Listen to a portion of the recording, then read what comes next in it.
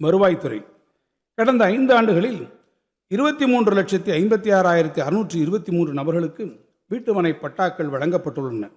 ஒருமுறை சிறப்பு வரன்முறைப்படுத்தும் திட்டத்தின் கீழ் ஆட்சேபணையற்ற அரசு புறம்போக்கு நிலங்களில் சென்னை மற்றும் அதன் சூழ்பகுதிகள் பெல்ட் ஏரியா மற்றும் மாநிலத்தின் இதர நகர்ப்புற பகுதிகளில் வசிக்கும் குடும்பங்களுக்கு இதுவரை 77,800 இணைய வழி ஆன்லைன் வீட்டுமனை பட்டாக்கள் வழங்கப்பட்டுள்ளன.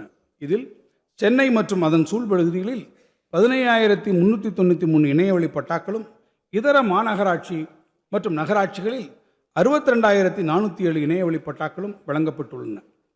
நவீன மின்னணு நில அளவை கருவிகளை பயன்படுத்தி நிகழ்நேர இயக்கவியல் ரியல் டைம் கினமேட்டிக்ஸ் தொழில்நுட்பத்தின் அடிப்படையில் மறு நில அளவை பணி கிருஷ்ணகிரி, நீலகிரி மற்றும் கன்னியாகுமரி ஆகிய 3 மாவட்டங்களில் மேற்கொள்ளப்பட்டு வருகிறது.